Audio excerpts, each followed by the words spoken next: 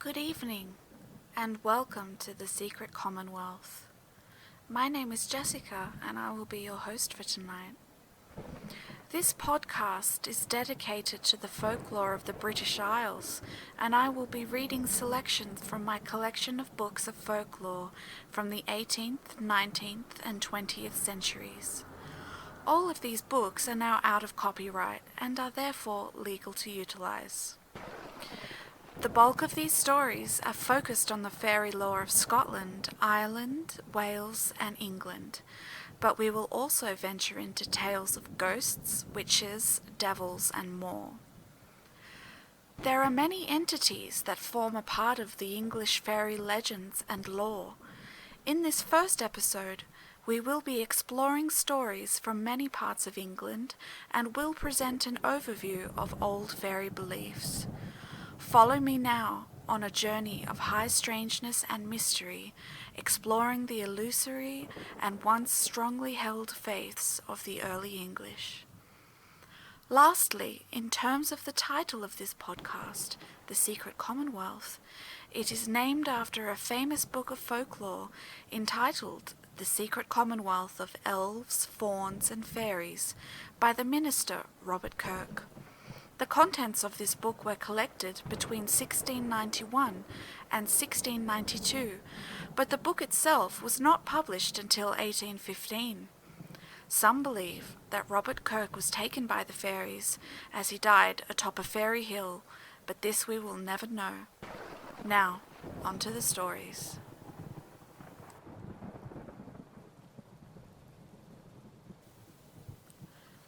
The first story that we will be reading this evening is from a book called Lancashire Folklore, illustrative of the superstitious beliefs and practices, local customs and usages of the people of the country Palatine, compiled and edited by John Hartland and T.T. Wilkinson in 1867. Elves and Fairies. England has ever been full of the favourite haunts of those pleasantest of all the supernatural sprites of childhood and superstition, elves and fairies. Volumes might be filled with the stories of their feats and pranks in all parts of England, and our greatest poet has forever embalmed this superstition in the richest hues of poetic imagery and fancy, especially in his Midsummer Night's Dream. The fairies, or hill folk, yet live amongst the rural people of Lancashire. Antique tobacco pipes, formerly belonging to the fairies, are still occasionally found in the corners of newly ploughed fields. They themselves still gambol on the grassy meads at dewy eve, and their revels are yet believed to be witnessed at times by some privileged inhabitants of our calm sequestered vales. It is generally stated that, in order to see one of these diminutive beings, the use of ointments, four-leaf clover, or other specific preparations is necessary. But a near relative of the writer, not more imbued with superstition than the majority, firmly believed that he once saw a real dwarf or fairy without the use of any incantation. He had been amusing himself one summer evening on the top of Mellow Moor, near Blackburn, close to the remains of the Roman encampment, when his attention was arrested by the appearance of a dwarf-like man, attired in full hunting costume, with top boots and spurs, a green jacket, red hairy cap, and a thick hunting whip in his hand. He ran briskly along the moor for a considerable distance, when, leaping over a low stone wall, he darted down a steep declivity and was lost to sight. The popular opinion of the neighbourhood is that an underground city exists at this place, that an earthquake swallowed up the encampment, and that on certain days in the year the hill folk may be heard ringing their bells and indulging in various festivities. Considerable quantities of stone, which still remain around the ditches of this rectangular place, may have suggested the ideas of a city and an earthquake. On other occasions, the fairies are supposed to exhibit themselves in military array on the mountain sides on their evolutions, conforming in every respect to the movement of modern troops. Such appearances are believed to portend the approach of civil commotions, and are said to have been more than usually common about the time of the rebellion in 1745 to 1746. This would suggest an explanation of a more rational character. One Lancashire fairy tale runs thus. Two men went poaching, and having placed nets, or rather sacks, over what they supposed to be rabbit holes, but which were in reality fairies' houses, the fairies rushed into the sacks, and the poachers, believing them to be rabbits, content with their prey, marched homewards again. One fairy missing another in the sack, called out, the story was told in the broad Lancashire dialect, "Dick," dignified name for a fairy, "where art thou?" To which Fairy Dick replied, "In a sack, on a back, riding up Barley Brow." The story has a good moral ending, for the men were so frightened that they never poached again. The Reverend William Thornburg characterises the elves and fairies as kind, good-natured creatures, at times seeking the assistance of mortals, and in return liberally rewarding them. They have a favourite spot between Hardhorn and Staining, at a cold spring of water called Fairies' Well to this day.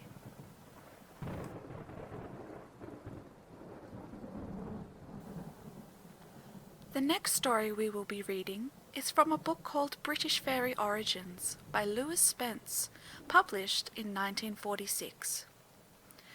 The question of fairy costume is of almost equal importance. British fairies, as a general rule, are addicted to the wearing of the green. There are notable exceptions, however. The plausibly classical elf encountered by King Hurler was garbed in a spotted fawn skin. The fairy ladies seen in Shropshire by Wild Edric were draped in graceful linen garments.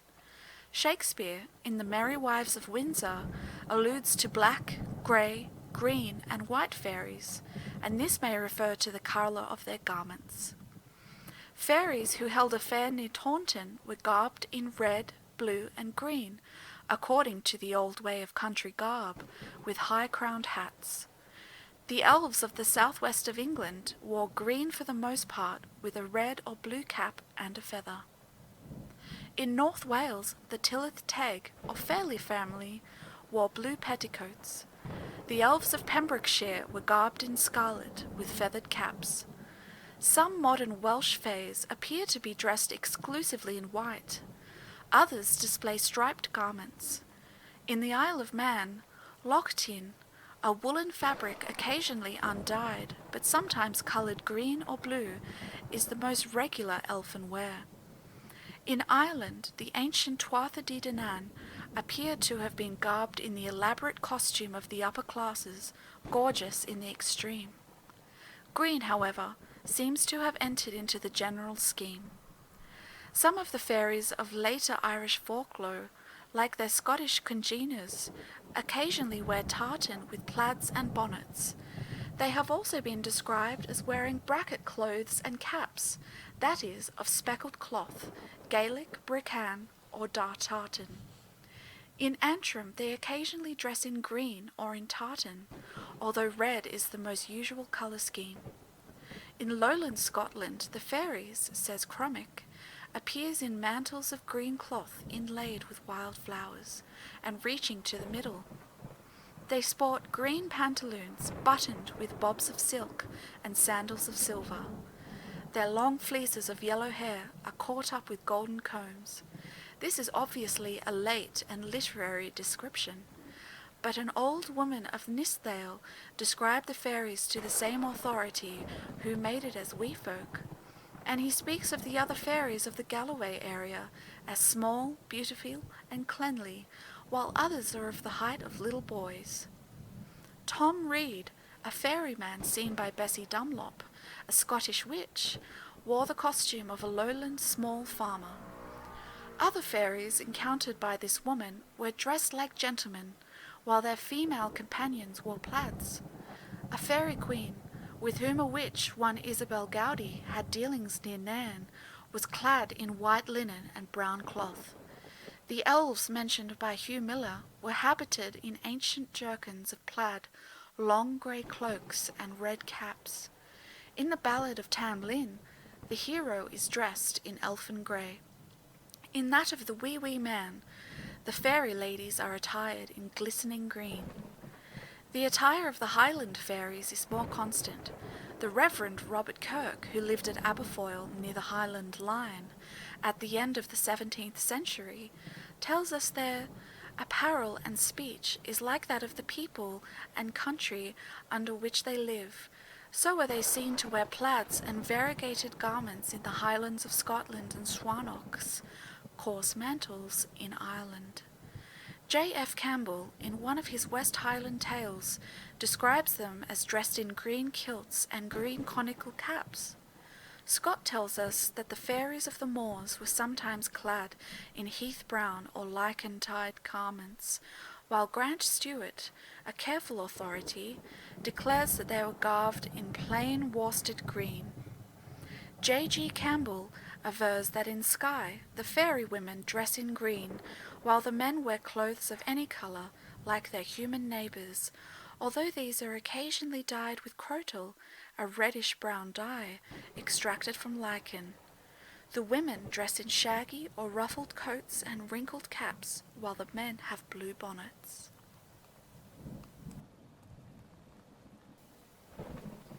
For our next tale, I will be reading from the book Popular Romances of the West of England, collected by Robert Hunt in 1865. The Spriggans of Trencrom Hill.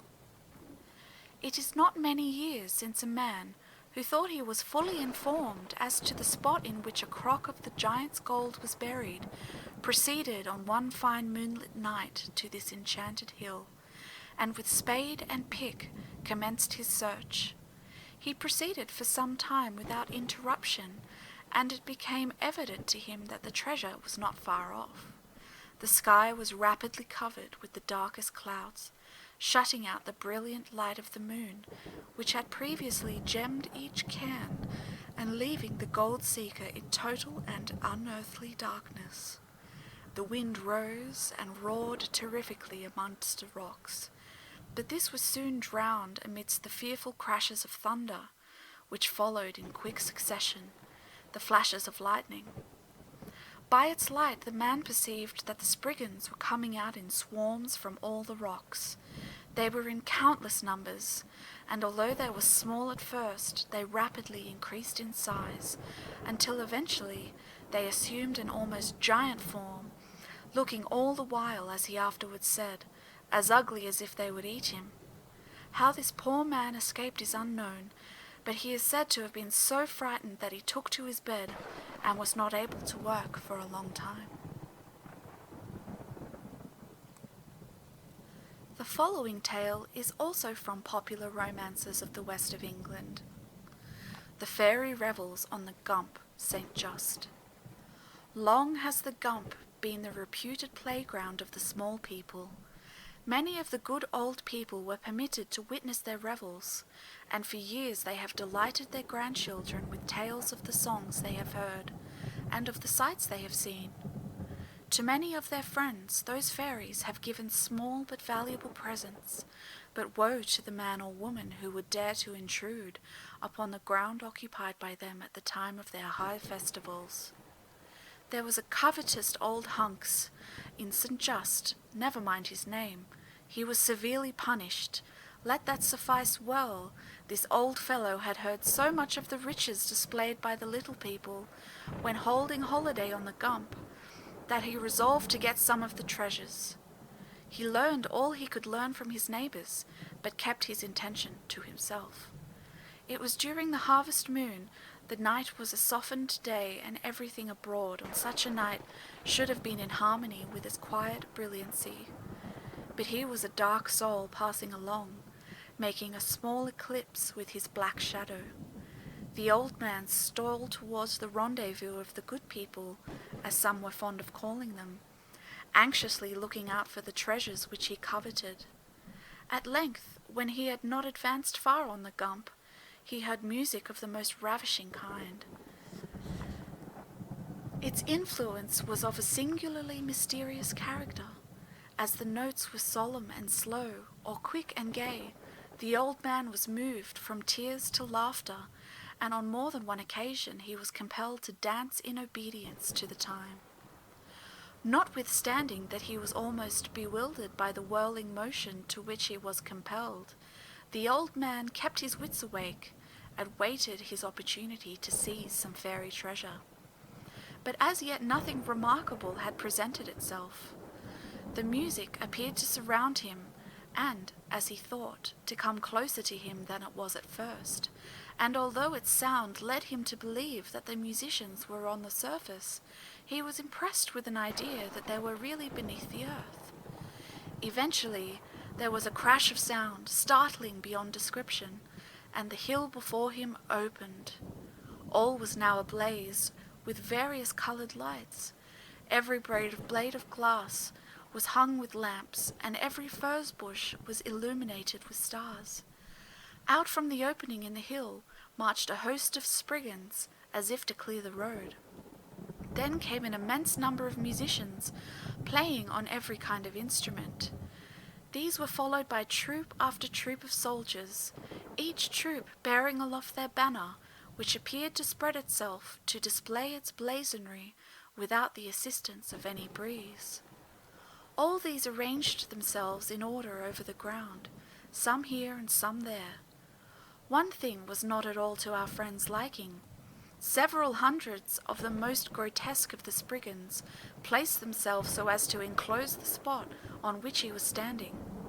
Yet, as they were none of them higher than his shoe-tie, he thought he could squash them easily with his foot if they were up to any mischief, and so he consoled himself. This vast array having disposed of themselves, first came a crowd of servants bearing vessels of silver and vessels of gold, goblets cut out of diamonds, rubies, and other precious stones. There were others laden, almost to overflowing, with the richest meats, pastry, preserves, and fruits. Presently the ground was covered with tables, and everything was arranged in the most systematic order, each party falling back as they disposed of their burdens. The brilliancy of the scene nearly overpowered the old man, but when he was least prepared for it, the illumination became 1,000 times more intense. Out of the hill were crowding thousands upon thousands of lovely ladies and gentlemen, arrayed in the most costly attire. He thought there would be no end to the coming crowd. By and by, however, the music suddenly changed, and the harmonious sounds which fell upon his ears appeared to give new life to every sense. His eyes were clearer, his ears quicker, and his sense of smell more exquisite. The odours of flowers, more delicious than he had ever smelt, filled the air. He saw, without any disturbing medium, the brilliant beauty of the thousands of ladies who were now upon the Gump, and their voices were united in one gush of song, which was clear as silver bells in a hymnal symphony of the most utmost delicacy. The words were in a language unknown to him, but he saw they were directed towards a new group now emerging from the hill. First came a great number of female children, clothed in the whitest gauze, strewing flowers on the Gump. These were not dead or cut flowers, for the moment they touched the ground, they took root and grew. These were followed by an equally large number of boys, holding in their hands shells which appeared to be strung like harps, and from which they brought forth murmurs of melody, such as angels could only hope to hear and live. Then came, and there were no end to their coming, line upon line of little men, clothed in green and gold, and by a forest of banners, which, at the signal, were all furled. Then, seated on thrones, carried upon a platform above the heads of the men, came a young prince and princess who blazed with beauty and jewels, as if they were suns amidst a sky host of stars. There was much ceremonial marching to and fro, but eventually the platform was placed on a mound on the Gump, which was now transformed into a hillock of roses and lilies, and around this all the ladies and gentlemen walked, bowing, and each one saying something to the princess and the prince, passing onwards and taking their seats at the tables. Although no man could count the number of this fairy host, there was no confusion. All the ladies and gentlemen found, as if by instinct, their places. When all were seated, a signal was given by the prince. Servants in splendid liveries placed tables crowded with gold plate and good things on the platform, and everyone, the prince and princess included, began to feast with a will. Well, thought the old man, now is my time. If I could only crawl up to the prince's table, I should have a catch sure enough and become a rich man for life. With his greedy mind fixed on this one object, and unobservant of anything else, he crouched down, as though by doing so he could escape observation, and very slowly and stealthily advanced among the revellers. He never saw that thousands of Spriggans had thrown little strings about him, and that they still held the ends of the threads. The presence of this selfish old mortal did not in any way discompose the assembly. They ate and drank, and were as merry as though no human eye were looking on them. The old man was wondrous cautious, lest he should disturb the feasters. Consequently, a long time was spent in getting, as he desired, to the back of the mound. At length he reached the desired spot, and, to his surprise, all was dark and gloomy behind him, but in front of the mound all was a blaze of light. Crawling like a serpent on his belly, trembling with anxiety, the old man advanced close to the prince and princess. He was somewhat startled to find, as he looked out over the mound, that every one of the thousands of eyes in that multitude was fixed on his. He gazed a while, all the time screwing his courage up. Then, as a boy who would catch a butterfly, he took off his cap and carefully raised it so as to cover the prince, the princess, and their costly table, and when about to close upon them, a shrill whistle was heard. The old man's hand was fixed powerless in the air, and everything became dark around him.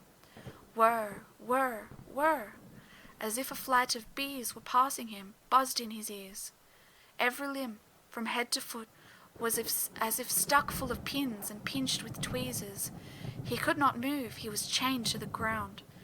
By some means he had rolled down the mound and lay on his back with his arms outstretched, arms and legs being secured by magic chains to the earth.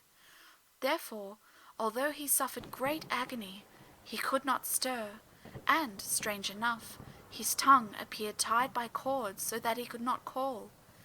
He had lain, no one can tell how long, in this sad plight, when he felt as if a number of insects were running over him, and by the light of the moon he saw standing on his nose one of the Spriggans, who looked exceedingly like a small dragonfly. This little monster stamped and jumped with great delight, and having had his own fun upon the elevated piece of humanity, he laughed most outrageously and shouted, "Away, away! I smell the day!" Upon this the army of small people, who had taken possession of the old man's body, moved quickly away and left our discomfited hero alone on the gump. Bewildered, or, as he said, bedevilled, he lay still to gather up his thoughts. At length the sun arose, and then he found that he had been tied to the ground by myriads of gossamer webs, which were now covered with dew, and glistened like diamonds in the sunshine. He shook himself, and was free. He rose wet, cold, and ashamed. Sulkily he made his way to his home. It was a long time before his friends could learn from the old man where he had passed the night, but by slow degrees they gathered the story I have related to you. The next story we will be reading tonight is called The Skriker, or The Shrieker, from Goblin Tales of Lancashire by James Boker. On a fine night, about the middle of December, many years ago, a sturdy-looking young fellow left chipping for his cottage 3 or 4 miles away, upon the banks of the Hodder. The ground was covered with snow, which in many places had drifted into heaps, and the keen frost had made the road so slippery that the progress he made was but slow. Nature looked very beautiful, and the heart of the rustic was even touched by the sweet peacefulness of the scene. The noble old Parlick and the sweeping Longridge, with its fir-crowned Thornley height and Kemple end, stood out boldly against the clear sky, and the moon shed her soft silvery light into the long silent valley, stretching away until its virgin paleness mingled with the shadows and the darkness of the distant fells beyond Whitewell. All was still, save when the sighing wind rustled gently through the frosted branches of the leafless trees by the roadside, and shook down upon the wayfarer a miniature shower of snow, for even the tiny stream, so full of mirth and music in the summer-time, had been lulled to sleep by the genius of winter, and the cottages, whose little houses, half hidden by the rime, seemed hardly large enough for the dwellings of dwarfs, had been snugly sleeping for hours. Adam was by no means a timid or nervous being, but there was a nameless something in the deathly silence which oppressed, if it did not actually frighten him, and although he sang aloud a verse of the last song he had heard before he left the kitchen of the Patten Arms, his voice had lost its heartiness. He earnestly wished himself safely across the little bridge over the brook, but he was yet some distance from the stream when the faint chimes of midnight fell upon the air. Almost immediately after the last stroke of 12 had broken the silence, a cloud passed over the face of the moon, and comparative darkness enveloped the scene. The wind, which before had been gentle and almost noiseless, began to howl amidst the boughs and branches of the waving trees, and the frozen snow from the hedgerows was dashed against the wayfarer's face. He had already begun to fancy that he could distinguish in the soughing of the wind and the creaking of the boughs unearthly cries and fiendish shouts of glee. But as he approached the dreaded stream, his courage almost entirely failed him, and it required a great effort to keep from turning his back to it and running away in the distant village at the foot of the Parlick. It struck him, however, that he had come a long distance, that if he did go back to the Patten Arms, the company would be dispersed and the inmates asleep, and, what was more effective than all, if he could only cross the bridge he would be safe, the Greenies, Boggarts, and Faerin not having power over anyone who had passed over the water. Influenced by this thought, yet with his knees trembling under him, he pushed forward with assumed boldness, and he had almost reached the bridge when he heard the noise of passing feet in the crunching snow, and became conscious of the presence of a ghastly thing he was unable to see. Suddenly, a sepulchral howl brought him to a stop, and, with his heart throbbing loudly enough to be heard, he stood gazing fixedly into the darkness. There was nothing to be perceived, however, save the copings of the bridge, with their coverings of rime, and he might have stood there until daylight had not another cry, louder and even more unearthly and horrible than the preceding one, called him from his trance. No sooner had this second scream died away than, impelled by an irresistible impulse, he stepped forward in the direction whence the noise had come. At this moment the moon burst forth from behind the clouds, which had for some time obscured her light, and her rays fell upon the road, with its half-hidden calf tracks winding away into the dim distance, and in the very centre of the bridge he beheld a hideous figure with a black shaggy hide, and huge eyes closely resembling orbs of fire. Adam at once knew from the likeness the dread object bore to the figure he heard described by those who had seen the shrieker, that the terrible thing before him was an ambassador of death. Without any consciousness of what he was doing, and acting as though the sway of a strange and irresistible mesmeric influence, he stepped towards the bridge. But no sooner did he stir than the frightful thing in front of him, with a motion that was not walking, but rather a sort of heavy gliding, moved also, slowly retreating, paused when he paused, and always keeping his fiery eyes fixed upon his blanched face. Slowly he crossed the stream, but gradually his steps grew more and more rapid until he broke into a run. Suddenly, a faint knowledge of the horrible nature of his position dawned upon him. A little cottage stood by the roadside, and from one of its chamber windows, so near to the ground as to be within its reach, a dim light shone, the room probably being occupied by a sick person or by watchers of the dead.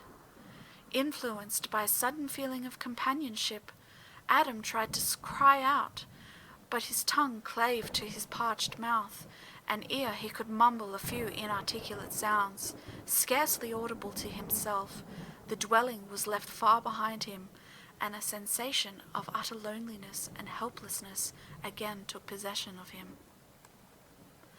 He had thus traversed more than a mile of the road, in some parts of which, shaded by the high hedgerows and overhanging boughs, the only light seemed to him to be that from the terrible eyes, when suddenly he stumbled over a stone and fell. In a second, impressed by a fear that the ghastly object would seize him, he regained his feet, and, to his intense relief, the shrieker was no longer visible. With a sigh of pleasure he sat down upon a heap of broken stones, for his limbs, no longer forced into mechanical movement by the influence of the spectre's presence, refused to bear him further. Bitterly cold as was the night, the perspiration stood in beads upon his whitened face, and, with the recollection of the shrieker's terrible eyes and horrible body strong upon him, he shook and shivered as though in a fit of the ague. A strong and burly man, in the very prime of life, he felt as weak as a girl, and, fearing that he was about to sink to the ground in a swoon, he took handfuls of the crisp snow and rubbed them upon his forehead. Under this sharp treatment he soon revived a little, and, after several unsuccessful efforts, he succeeded in regaining his feet and resumed his lonely journey. Starting at the least sough of the breeze, the faintest creak of a bending branch, or the fall of a piece of frozen rime from a brow, he slowly trudged along. He had passed the quaint old house at Chagley, the sudden yelp of a chained dog in the courtyard giving him a thrill of horror as he went by, and he had reached the bend in that part of the road which is opposite the towering wood-covered Kemple End. A keen and cutting blast swept through the black firs that crowned the summit, and stood, like solemn sentinels, upon the declivity.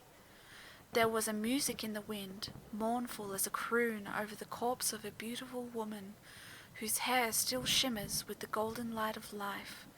But Adam heard no melody in the moaning sighs which seemed to fill the air around.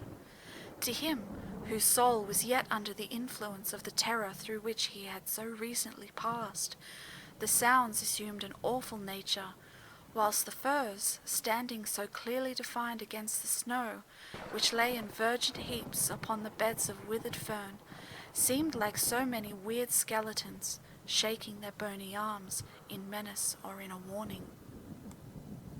With a suddenness that was more than startling, there was a lull, and the breeze ceased even to whisper.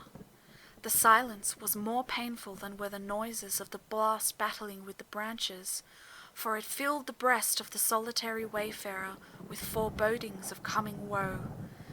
At the point he had reached, the road sank, and as Adam stepped into the almost utter darkness caused by the high banks to which clung masses of decayed vegetation, beautified by the genius of winter into white festoons, again and again the terrible shriek rang out.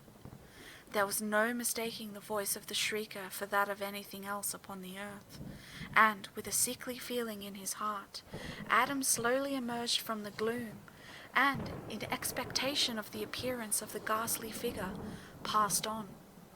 He had not to wait long, for as he reached the old bridge spanning the Hodder, once more he saw, in the centre of the road, about midway of the stream, the same terrible object he had followed along the lane from the book at Thornley. With a sensation of terror somewhat less intense than which he had previously influenced him, he had again yielded to the power which impelled him forward, and once more the strange procession commenced, the shrieker gliding over the snow, not, however, without a peculiar shuffling of its feet, surrounded as they were by masses of long hair which clung to them and deadened the sound, and Adam followed in his mechanical and involuntary trot. The journey this time, however, was but of short duration, for the poor fellow's cottage was only a little way from the river. The distance was soon traversed, and the shrieker, with its face towards the terrified man, took up its position against the door of the dwelling. Adam could not resist the attraction which drew him to the ghastly thing, and as he neared it, in a fit of wild desperation, he struck at it, but his hand banged against the oak of the door, and as the spectre splashed away, he fell forward in a swoon.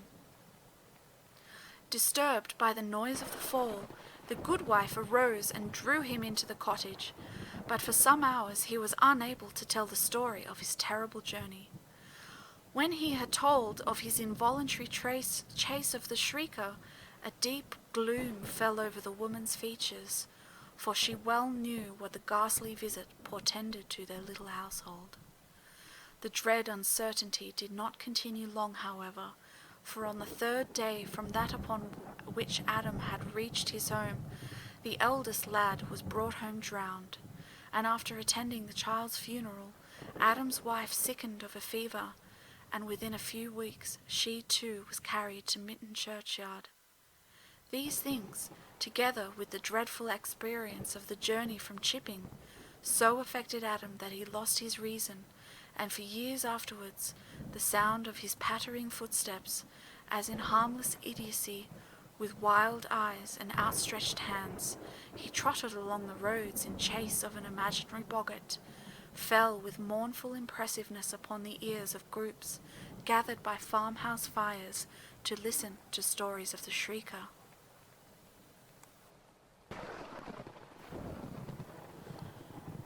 The next stories we will be reading is from the Folklore Journal, Volume 5, Cornish Folklore. The fairies of Cornwall may be divided into 4 classes: the small people, the pixies, pronounced piskies or the pisgies, the spriggans, and the knockers. The first are harmless elfish little beings known all over England, whose revels on a fine summer night have been so described by those favoured individuals who have accidentally had the privilege of seeing them. As a rule, they, however, wish to think themselves invisible, and in the county it is considered unlucky to call them by the name of fairies. The stories told about them by our old folk differed but slightly from those related elsewhere. There was the well-known cow that gave the finest yield of milk, and retained it all year round when others of the herd ran dry, but always ceased the flow at a certain time, and if efforts were made to draw from her, kicked over the milking pail. The milkmaid discovered that the cow belonged to the small people, by reason of her wearing in her hat a bunch of flowers having in it 4-leaved clover, which rendered them visible, when she saw them climbing up the cow's legs and sucking at her teats. The greedy mistress, when the maid told her of this discovery, contrary to advice, washed the poor animal all over with salt water, which fairies particularly dislike, as well as the smell of fish and grease, in order to drive them away. Of course she succeeded in her object, and by doing so brought nothing but ill luck forever upon herself and her family. When unmolested, fairies bring good fortune to places they frequent, but they are spiteful if interfered with, and delight in vexing and thwarting people who meddle with them. It is well known that they can't abide those whom they can't abide. Then there were the tales of persons spirited away to fairyland to wait upon the small people's children, and perform various little domestic offices, where the time has passed so pleasantly that they have forgotten all about their homes and relations, until by doing a forbidden thing they have incurred their master's anger. They were then punished by being thrown into a deep sleep, and on awakening found themselves on some moor close to their native villages. These unhappy creatures never, after their return, settled down to work, but roamed about aimlessly, doing nothing, hoping and longing one day to be allowed to go back to the place from whence they had been banished. They had first put themselves into the fairies' power by eating or drinking something on the sly, when they had surprised them at one of their moonlight frolics, or by accepting a gift of fruit from the hands of one of these little beings. There are also 2 or 3 legends of curious women who, by underhand dealings, have got hold of mysterious box of green ointment belonging to the fairies, which, rubbed on the eyes, gave them the power of seeing them by daylight, where they look old, withered, and grey, and hate to be spied upon by the mortals. These women are always interrupted when they have put the ointment on one eye before they have time to anoint both, and by an inadvertent speech they invariably display their ill-gotten knowledge. They cannot resist making an exclamation when they see a fairy pilfering or up to some mischievous trick. Neither can they keep the secret of the side on which they see, and they are quickly made to pay the penalty of their misdeeds by a well-directed blow from the fairy's fist, which deprives them of the sight of that eye forever. All these old wives' tales are fully related by Mr. Bottrell in his 3 series of traditions, etc. of West Cornwall. Fairies haunt the ancient monuments of this county, and are supposed to be the beings who bring ill luck on the destroyers of them. Not long ago, a woman of Mooshel, a village near Penzance, told me that troops of small people, not more than 1.5 feet high, used on moonlit nights to come out of a hole in the cliff, opening onto the beach. Newland side of the village, and but a short distance from it. The little people were always dressed very smart, and if anyone came near them, would scamper away into the hole. Mothers often told their children that if they went under cliffs by night, the small people will carry them away into Dicky Dangy's hole. From Bottrell. These small people are said to have been half-witted people who had committed no mortal sin, but who, when they died, were not good enough to go to heaven. They are always thought, in some state, to have lived before. The small people go about in parties, but Pisky in his habits, at least in West Cornwall, is a solitary little being. I gather, however, from Mr. Thankyou Couch's History of Polperro, that in the eastern part of the county, the name of Pisky is applied indiscriminately to both tribes. He says 2 only of them are known by name, and quotes the following rhyme. Jack-o'-the-lantern, Joan the Wad, who tickled the maid and made her mad, light me home, the weather's bad. Here in the west he is a ragged, merry little fellow. To laugh like a pixie is a common Cornish simile, interesting himself in human affairs, threshing the farmer's corn at nights, or doing other work, and pinching the maidservants when they leave a house dirty at bedtime. Marjorie Daw, in our version of the nursery song, meets with punishment at his hands for her misdoings. See, saw Marjorie Daw, sold her bed and lay upon straw, sold her bed and lay upon hay, and Pisky came and carried her away. For wasn't she a dirty slut? To sell her bed and lie in the dirt.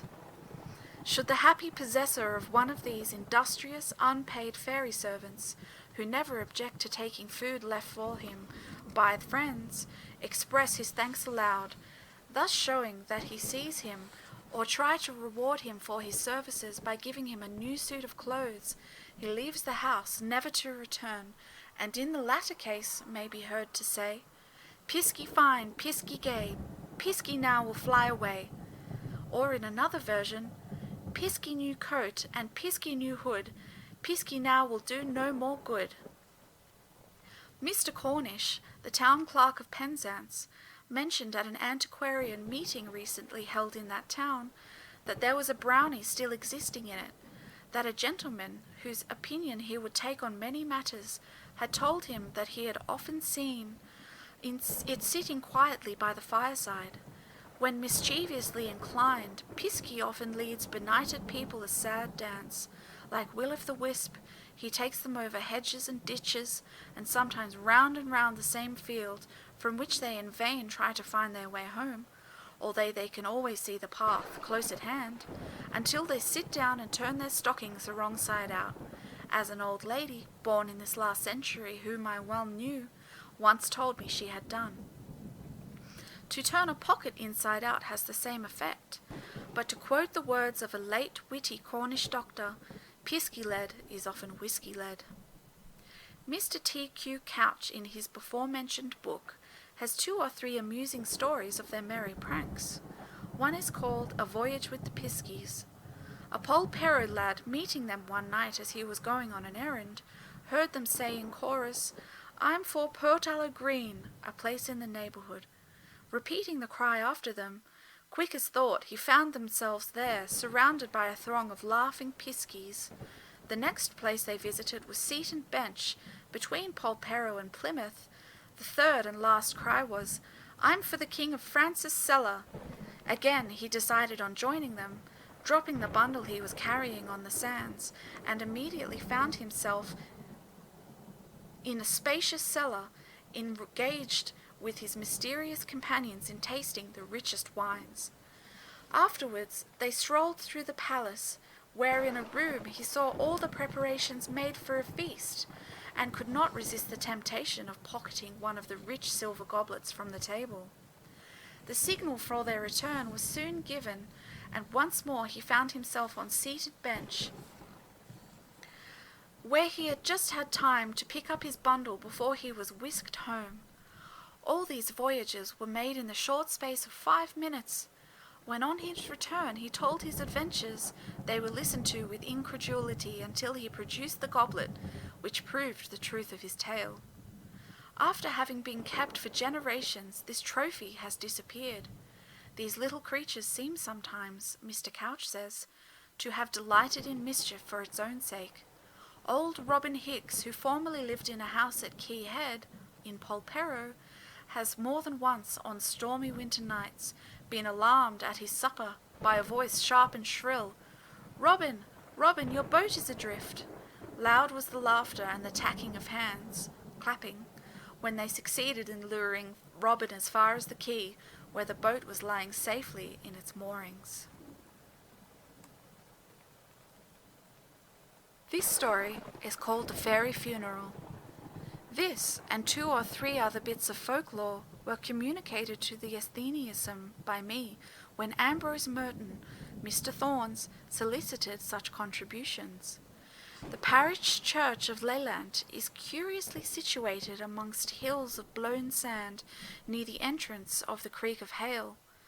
The sandy waste around the church is called the Towan, and this place was long the scene of midnight gambols of the small people. In the adjoining village, or as it is called in Cornwall, the church town, lived an old woman who had been, according to her own statement, a frequent witness to the use made by the fairies of the Towan. Her husband also had seen some extraordinary scenes on the same spot. From her, to me, oft-repeated description, I get the following tale. It was the fishing season, and Richard had been to St. Ives for some fish. He was returning, laden with pilchards, on a beautiful moonlight night, and as he ascended the hills from St. Ives, he thought he heard the bell of Leyland Church tolling. Upon a nearer approach, he saw lights in the church, and most distinctly did the bell toll, not with its usual clear sound, but dull and heavy as if it had been muffled, scarcely awakening any echo. Richard walked towards the church, and cautiously, but not without fear, approaching one of the windows, looked in. At first he could not perceive any one within, nor discover whence the light came by, which everything was so distinctly illuminated. At length he saw, moving along the centre aisle, a funeral procession.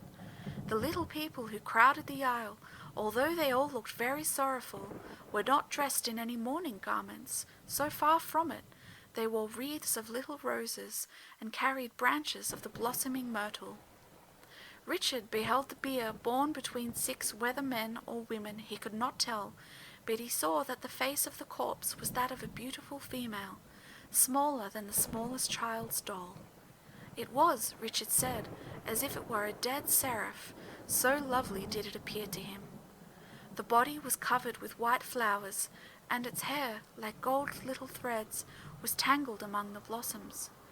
The body was placed within the altar, and then a large party of men with picks and spades began to dig a little hole close by the sacramental table. Their task being completed, others, with great care, removed the body and placed it in the hole. The entire company crowded around, eager to catch a parting glimpse of that beautiful corpse, ere yet it was placed in the earth. As it was lowered into the ground, they began to tear off their flowers and break their branches of myrtle, crying, "Our queen is dead! Our queen is dead!" At length one of the men who had dug the grave threw a shovelful of earth upon the body, and the shriek of the fairy host so alarmed Richard that he involuntarily joined in on it. In a moment all the lights were extinguished, and the fairies were heard flying in great consternation in every direction. Many of them brushed past the terrified man and, shrieking, pierced him with sharp instruments. He was compelled to save his life by the most rapid flight. Thank you for listening to the first episode of the Secret Commonwealth. This will be a weekly podcast, so if you enjoyed what you heard, please consider subscribing and leaving a 5-star review. Be sure to tune in next week for more tales of the Fae folk. Thank you again, and good night.